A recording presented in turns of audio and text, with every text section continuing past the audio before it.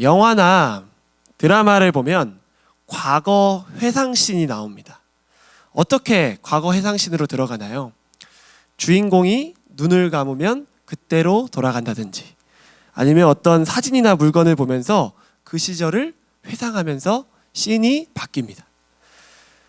주변 배경이 점점 어두워지기도 하고 현재가 좀 흐릿해지면서 목소리도 울리기도 하죠. 아들아, 뭐 이러면서 아버지가 말했던 걸 막 기억하기도 하고 과거 회상씬이 나옵니다. 드라마에서 과거 회상씬이 나오는 것은 과거에 있었던 사건, 함께했던 인물을 기억하면서 현재의 문제를 이겨낼 수 있는 결정적인 계기가 되곤 하죠. 오늘 우리가 함께 읽은 본문 사사기 1장 11절 앞에 보면 8절부터 10절의 이야기가 있는데요. 유다의 전쟁 이야기가 계속됩니다. 유다는 7절에서 베색을 점령하고 예루살렘과 헤브론까지 정복합니다. 아도니 베색 사건에서 우리가 확인했듯이 유다는 가나안 땅의 문화에 물들어가고 있지만 그로 인한 부정적인 결과가 당장 드러나지는 않았습니다. 계속해서 예루살렘도 정복하고 또 헤브론도 정복해 나가고 있죠.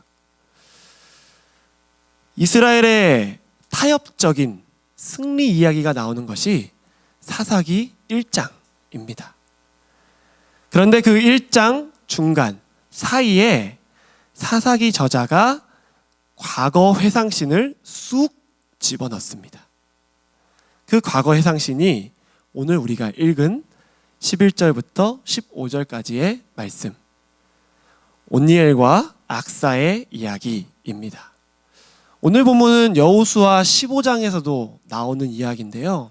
다시 말해서 사사 시대 때 있었던 이야기가 아니라 여호수아 시대 때 있었던 이야기를 사사기 저자가 다시 한번 말해주고 있는 거예요. 드라마나 영화처럼 과거 회상을 시켜주고 있는 거예요. 그렇다면 사사기 저자는 굳이 이 회상신을 언급하면서 사사시대에 전하려고 하는 메시지가 무엇이었을까요?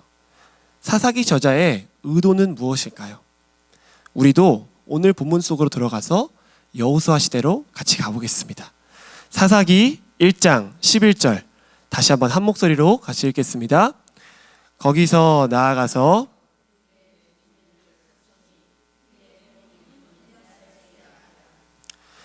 먼저 본문의 배경이 나옵니다. 여호수아 시대에도 오늘 사사 시대와 마찬가지로 계속해서 전쟁이 치러지고 있었죠. 전쟁을 치르고 있는데 상대는 누구인가요? 11절 보면 드빌, 본래 이름은 기랴세벨이라고 합니다.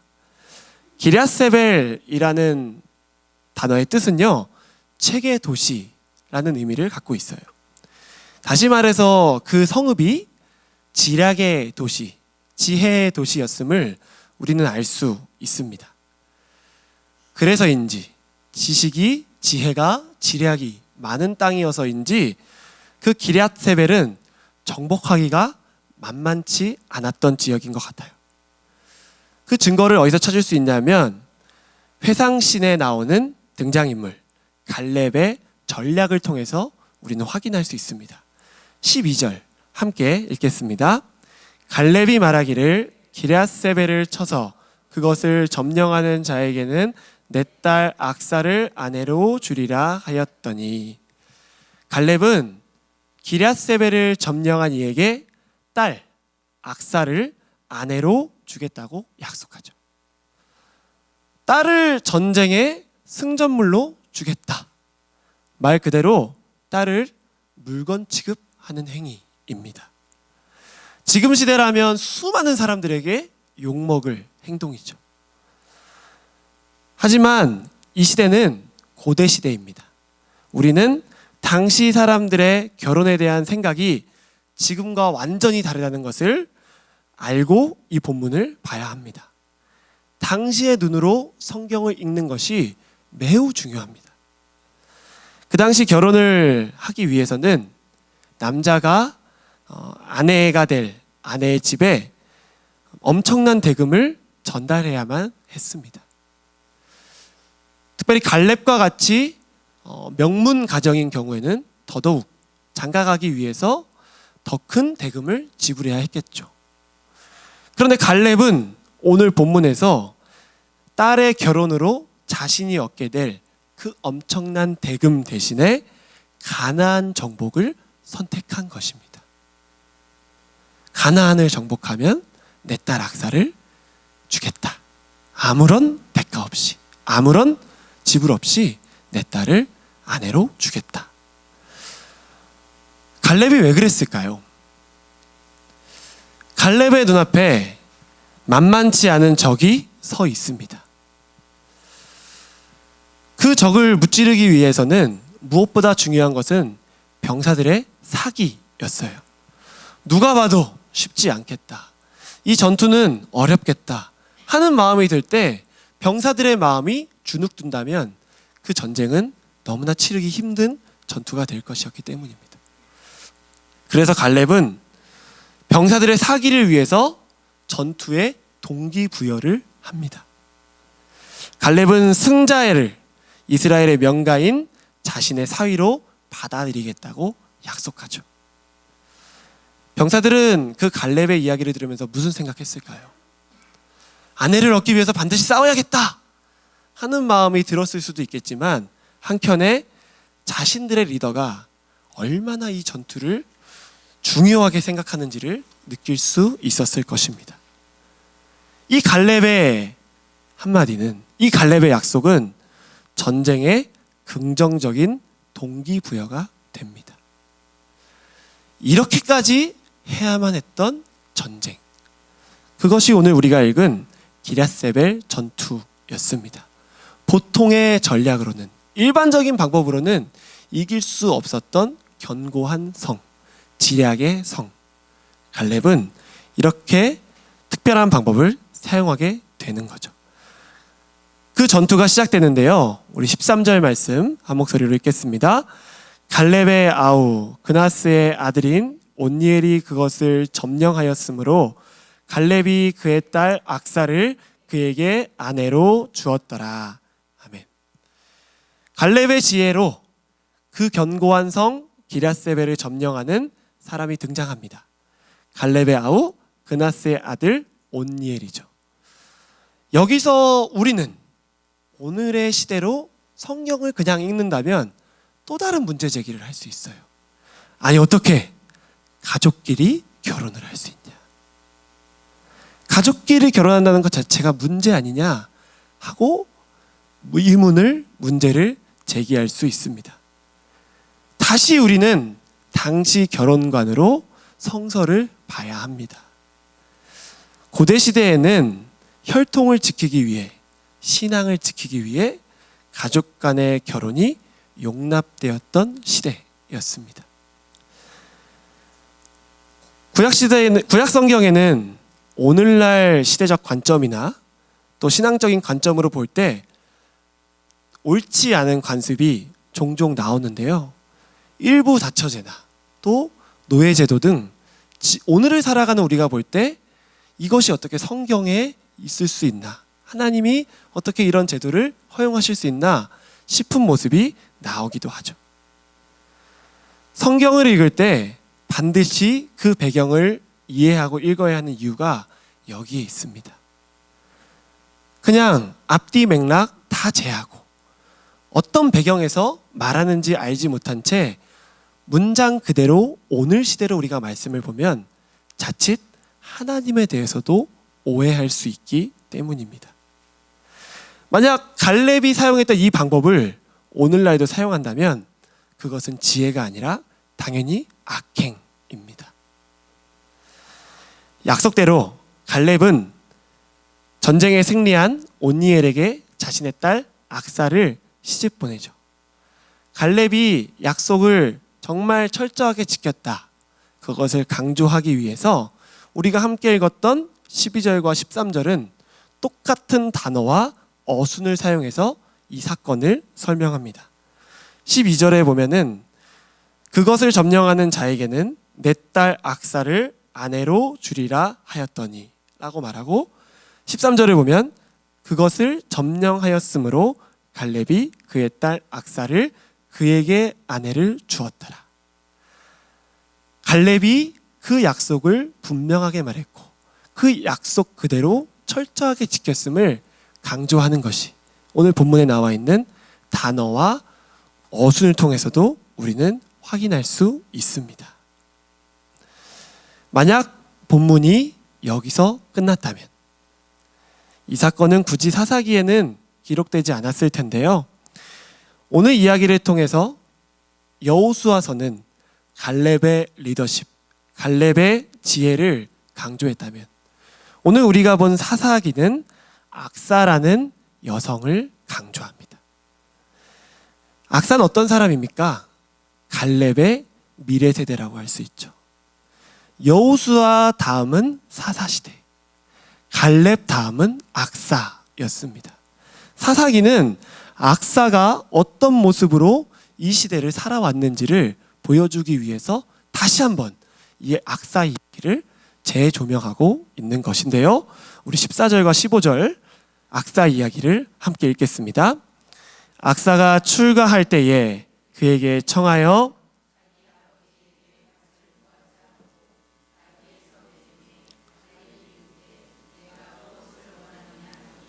이르되 내게 복을 주소서 아버지께서 나를 남방으로 보내시니 샘물도 내게 주소서 하매 갈렙이 윗샘과 아랫샘을 그에게 주었더라.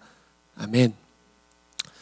본문에서 자세히 보시면 처음으로 악사의 목소리가 들립니다. 이전까지 그녀는 아무 말도 하지 않았어요. 당대 유력한 가문의 딸이었음에도 불구하고 전쟁의 승전품으로 자신을 내놓는 상황임에도 불구하고 상황에 대해 불평하거나 원망하는 모습을 보이지 않았습니다. 당시 시대상 때문에도 그랬겠지만 그래도 악사 정도라면, 그 정도 가문의 딸이라면 자신의 의견을 피력할 법도 한데 악사는 아무 말 하지 않고 그 상황을 받아들였죠. 왜 그랬을까요?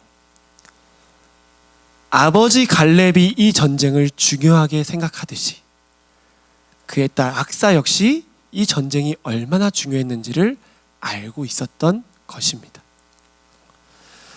국가와 민족을 위한 전쟁이었음을, 나아가서 하나님의 전쟁이었음을 악사도 알았습니다. 그렇기 때문에 이 전쟁에 앞장서야 할 사람이 있음을, 헌신해야 할 사람이 있음을, 군사들의 사기 진작을 위해 희생해 줄 존재가 있어야 함을 악사도 알고 있었습니다. 물건 취급당하는 불편함이 그녀에게 있을 수 있었겠지만 어떤 말도 하지 않고 악사는 자신을 승전품으로 내놓습니다. 그 모습이 우리가 읽었던 12절, 13절에 나오는 악사의 모습이었죠. 누군가는 해야 한다면 누군가가 하겠지 라는 생각을 했던 것이 아니라 누군가는 해야 한다면 내가 하겠다 하는 모습이 악사에게 있었던 겁니다. 우리가 지난주에 살펴봤던 사사기 1장 1절, 그들이 어떤 질문을 했었나요? 우리 가운데서 누가 먼저 올라가서 가나안 족속과 싸우리이까? 이스라엘의 이 질문과 너무나 대조되는 모습입니다. 나는 가기 싫은데, 나는 못 나가겠는데 누가 나아가면 되겠습니까? 서로 미루던 모습이었죠.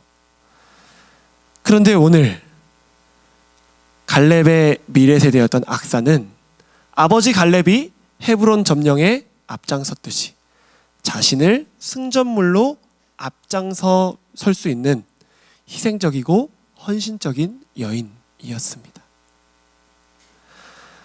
아버지가 보였던 모습을 딸이 그대로 닮았고, 아버지가 싸우는 모습을 딸이 보고 그대로 이 전쟁을 치르고 있는 것이죠.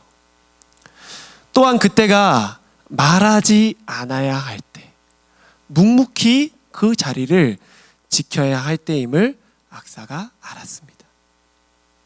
우리는 악사의 이 모습을 통해서 악사가 아버지의 뜻을 알았고 그것이 하나님의 뜻이었음을 아는 사람이었음을 발견할 수 있습니다. 그렇게 한마디도 하지 않고 자신을 승전품으로 내놓았던 악사. 그 악사가 출가하는 날 어떤 모습을 보이나요? 14절에 보면 남편 온니엘에게 아버지의 밭을 달라고 요청하라고 하죠. 우리가 읽은 14절 말씀에서는 아버지에게 그에게 청하여 라고 말하는데요. 이 청하여는 원어로 살펴보면은 악사가 온니엘을 부추겼다 라는 의미를 담고 있습니다. 온니엘, 아버지에게 이걸 말해야 해요. 악사가 온니엘이 행동할 수 있도록 옆에서 계속 바람을 넣고 또 말해주고 있는 거예요. 지금까지 한마디도 하지 않던 악사가.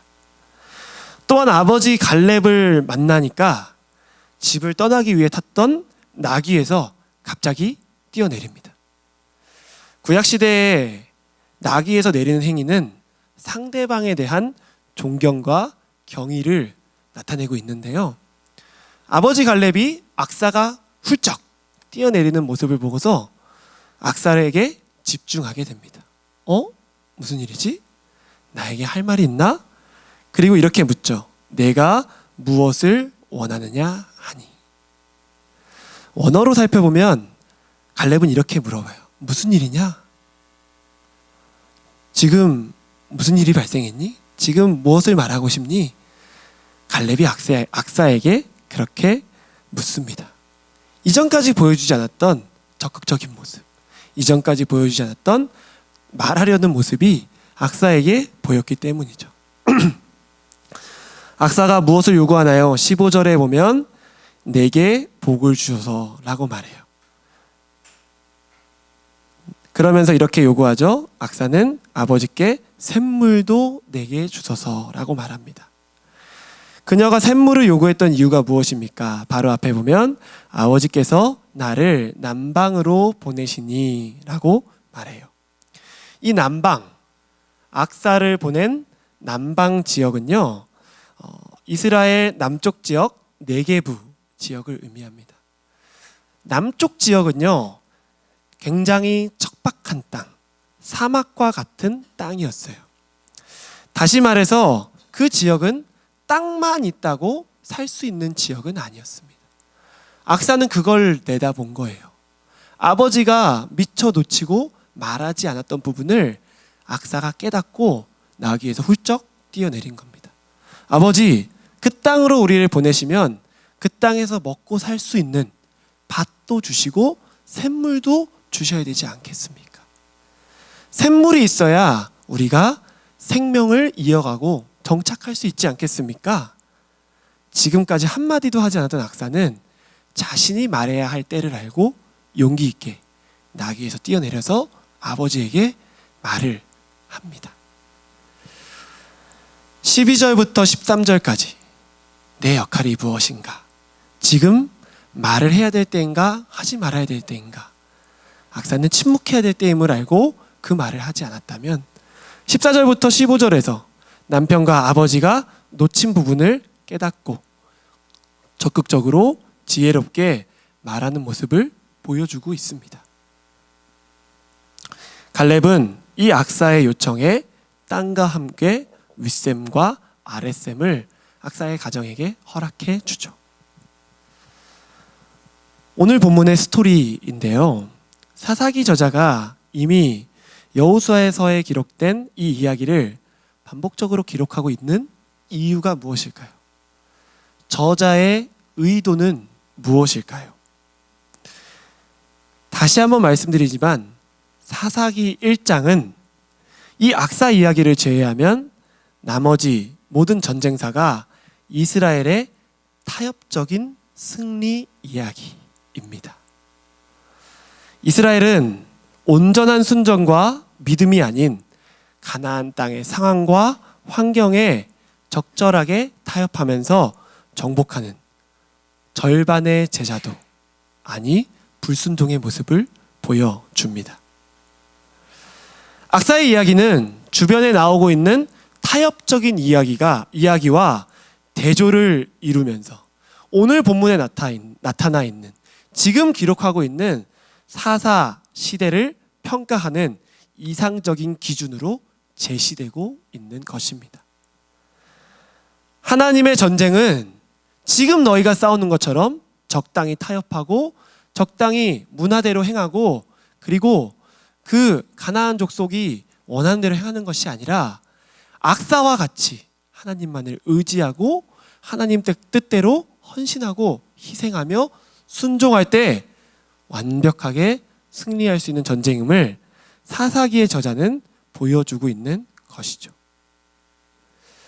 이스라엘이 하나님의 전쟁에서 바라봐야 하는 것은 강대한 기럇세벨이 아니고 하나님의 약속임을 다시 한번 말해주고 있는 것입니다.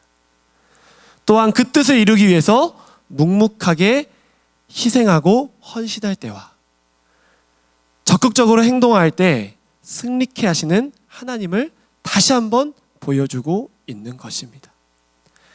사사기의 저자는 사사시대에도 계속되는 하나님의 전쟁을 이와 같이 치르기를 바라며 이상적인 기준으로 악사 이야기를 제안하고 있는 것입니다. 악사의 이야기, 오늘 성경의 이 이야기,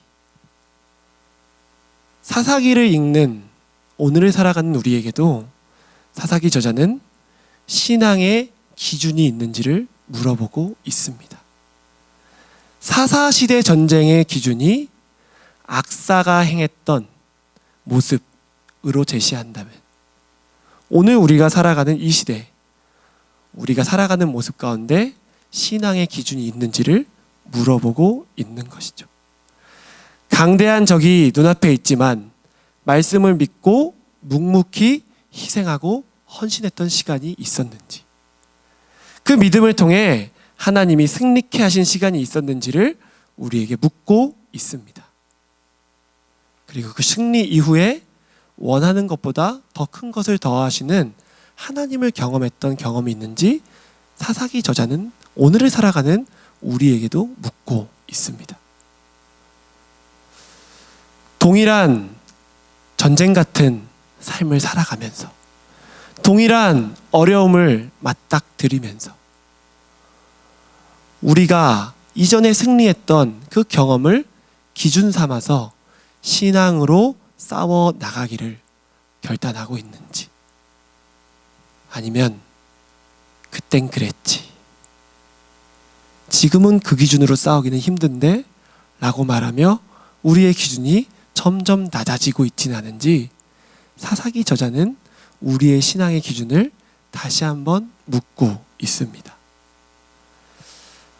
나에게는 어떤 신앙의 스토리가 있나요? 어렵고 힘든, 도저히 감당하기 어려운 문제가 있었을 때 어떻게 믿음으로 붙잡고 그 어려움을 이겨냈던 경험이, 기억이 있으신가요? 문제 앞에 섰을 때 그 기억을 다시 끄집어내고 계십니까? 아니면 오늘에 맞게 적당히 기준을 낮추고 오늘에 맞게 적당히 타협해서 문제들을 이겨내려고 노력하고 있지는 않으신지요? 지금 기도할 때냐? 지금 예배 드리러 갈 때냐? 지금 말씀 보러 갈 때냐? 지금 전도할 때냐? 네 모습을 봐라 라는 얘기를 들으면서 묵묵히 아무 말 하지 않고 기도의 자리, 말씀 보는 자리, 또 하나님을 붙잡았던 내 믿음, 그것으로 인해 승리하고 간증했던 내 신앙의 하이스토리, 그것이 있었음에도 불구하고 오늘 접하는 문제에서 그땐 그랬지, 지금은 그 기준으로 살기는 불가능해 라고 말하며 점점 내 기준이 낮아지고 있진 않은지, 아니 그 기준을, 그 기억을 먼지더미 속에 덮어두고 있진 않은지 오늘 사사기 저자는 우리에게 묻고 있습니다. 악사의 모습을 보면서 저에게는 어떤 신앙의 기준이 있었나 가만히 생각해 보았는데요. 저는 제 마음속에 하나님이 보고 계신다, 하나님이 알게 하신다 하는 기준이 제 안에 있었어요. 있었어요라고 말하니까 지금은 아닌 것 같아서 괜히 좀 부끄러운데 그렇진 않습니다. 제가 군생활을 할 때 그 마음을 갖고 군생활을 했는데요. 저도 역시 군생활을 할 때 유난히도 저를 괴롭혔던 선임이 있었습니다. 누구나 있나 봐요. 저 참 열심히 했는데. 근데 괜히 말도 안 되는 걸로 딴지 걸고 시비 걸고 억지 부리고 잘못한 거 하나 없는데 괜히 와서 전문 용어로 갈궜습니다. 되게 억울하고 속상하고 힘들었어요. 근데 그때마다 그 선임을 바라보면서 저분이 주님이시다 라고 말하진 못했습니다. 그때 그렇게 말했어야 되는데 그때 그렇게 말하지는 못했고 그냥 제 마음속에서 하나님이 보고 계신다, 하나님이 알고 계신다, 똑같이 내 입으로 욕하고 정죄하지 말자 하는 마음으로 그냥 입을 닫았어요. 동기끼리 있을 때 얼마든지 전문 용어로 씹을 수 있거든요. 그리고 내 마음속에 있는 얘기를 막 털어놔야 그게 후련해진다는 거 알거든요. 근데 크리스천으로서, 신앙인으로서 하나님이 그 말을 참을 때 기뻐하지 않으실까 하는 마음이 있었기에 그 순간 참았습니다. 말하지 않아야 할 때임을 알았습니다. 묵묵히 견디고 있었는데요. 그냥 속으로만 하나님 억울하네요, 하나님 너무 힘드네요 라고 말하며 시간들을 보냈는데요. 그러던 어느 날 동일한 그 선임에게 욕먹고 좀 다운돼 있는데 다른 선임들이 찾아오는 거예요. 그러더니 이런 말을 하더라고요. 야, 너 억울한 거 다 알아. 걔 원래 그래 하면서 선임들이 위로해 주더라고요. 근데 군 생활을 해보신 분들은 아시겠지만 군대에서 선임의 권위를, 한 번 더 전문 용어를 쓰고 싶은데요, 선임의 가오를 세우기 위해서는 선임이 선임을 욕하지는 않습니다. 틀린 거 알고 잘못했어도 그러면 선임의 권위가 떨어진다고 후임들 앞에서 선임 욕 안 해요. 근데 그 선임들이 저에게 와서 그런 얘기를 해주는 거예요. 억울한 거 알아. 걔 원래 그래. 힘내. 다 보고 있어. 근데 그 이야기가 저를 깜짝 놀라게 했고 또 얼마나 위로가 됐는지 모릅니다. 내 입으로 억울함을 토로하지 않았지만, 내 입으로 힘든 것을 말하지 않았지만 그 마음을 모두가 알고 있었고, 시간이 지날수록 그 선임의 영향력이 줄어들고 저를 인정해주고 이해하는 선한 영향력이 점점 넓어짐을 경험할 수 있었습니다. 내가 말하지 않아도 하나님이 알게 하셨고, 하나님께 말하게 하셨으며, 또 내가 말할 수 있는 때를 허락하게 하셨던 경험. 얼마든지 내가 말할 수 있었지만, 얼마든지 내 억울함을 토로할 수 있었지만 신앙의 기준이 있었기 때문에 그 시간을 묵묵히 견뎠던 저의 신앙의 기준이 생각났습니다. 오늘 악사를 보면서 10년 전에 했던 군 생활이 아니라 오늘을 살아가는 제 모습을 다시 비춰봤는데요. 힘든 일, 억울한 일이 있을 때 하나님이 보고 계신다가 사라지지는 않았는지 제 모습을 진단해 봤습니다. 침묵해야 되는데 말하지 않아야 하는데, 그것을 내 신앙의 기준으로 세웠었는데 그때만 지켰고 오늘은 지키지 않고 있진 않은지 제 모습을 돌아봤어요.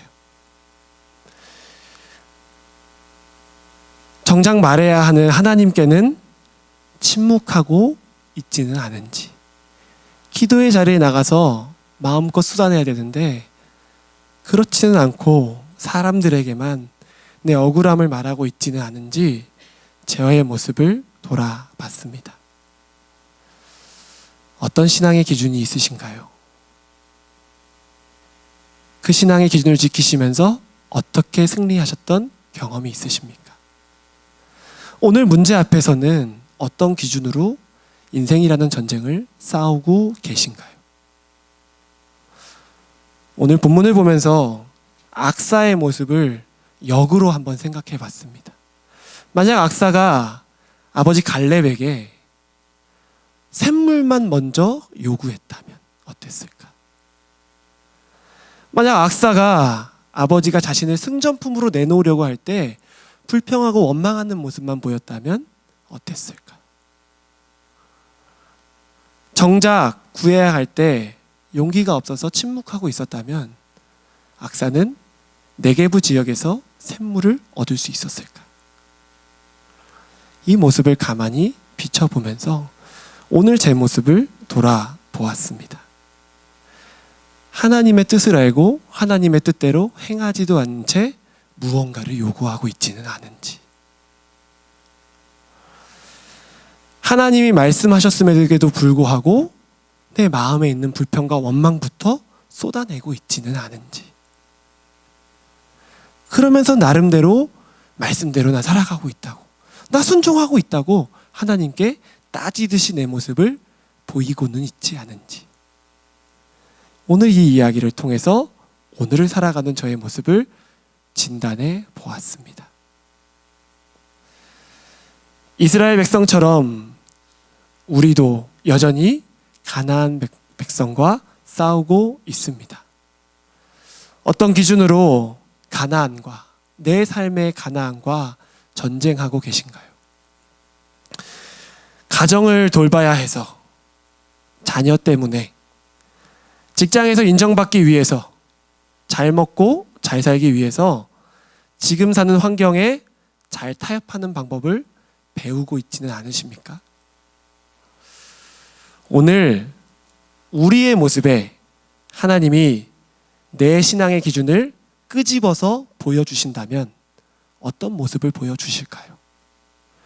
지금 내가 처한 문제를 끙끙 매는 내 모습을 보면서 하나님이 너 그땐 이렇게 이겨냈잖아. 너 오래전에 신앙으로 믿음으로 이겨낼 때 이 문제에서 이렇게 싸워냈잖아. 하나님이 나에게 보여주시는 모습은 어떤 모습일까요? 기도하고 또 기도하는데 하나님이 자꾸 떠오르게 하시고 내 귀에 들려지고 내 마음속에 박히는 하나님의 음성, 이전에 내가 행했던 신앙의 모습은 무엇입니까? 그거 덮어두고 있지는 않으신가요? 그거 못 들은 척하고 있지는 않으십니까? 아예 하나님 지금은 그때처럼은 못해요. 하나님 그때는 젊었잖아요. 하나님 그때는 할 만한 환경과 조건이 됐잖아요. 지금은 아니에요. 말도 안 돼요. 그렇게 해서는 이겨낼 수 없어요. 라고 말하면서 먼저 원망하고 불평하고 있지는 않은지, 다시 한번 먼저 순종하라고 말씀하시는, 다시 한번 먼저 결단하라고 말씀하시는 하나님의 음성에 귀 기울이실 수 있기를 소망합니다. 그날 승리를 주신 하나님은 오늘도 우리에게 승리를 주시는 분인 줄 믿습니다. 다시 한번 악사와 같이 하나님의 약속을 믿는 믿음을 재점검하시기를 간절히 소망합니다. 그래서 내 눈앞에 있는 문제 앞에서 하나님이 어떻게 순종하며 싸우기 원하시는지, 이 문제를 하나님이 무엇을 먼저 하기를 원하시는지 묻고 기억나게 하실 때 순종하는 우리의 삶이 될 수 있기를 간절히 소망합니다. 함께 기도하겠습니다. 하나님 아버지, 오늘 사사기 말씀을 통해 타협하고 또 하나님 말씀대로 순종하지 않는 이스라엘을 향해서 하나님의 전쟁은 어떻게 치러야 하는지, 하나님의 뜻은 무엇인지 과거 갈렙과 악사를 통해 그들에게 깨닫게 하심을 보았습니다. 하나님, 오늘을 살아가는 우리에게도 신앙의 하이스토리를 허락하여 주셨는데 오늘 문제가 너무 커서, 오늘 문제가 너무 어려워서 그 신앙의 기준들, 그 경험들을 모두 덮어버리고 불가능하다고 불평하고 원망하고 있지는 않은지 우리의 모습을 진단하게 하여 주시옵소서. 다시 그 모습을 기억하고 다시 하나님께서 승리케 하셨던 그 마음으로 주님과 함께 오늘의 전쟁을 싸워 승리하는 우리의 삶이 될 수 있도록 성령님 말씀하여 주시옵소서. 감사드리며 예수님의 이름으로 기도드리옵나이다. 아멘.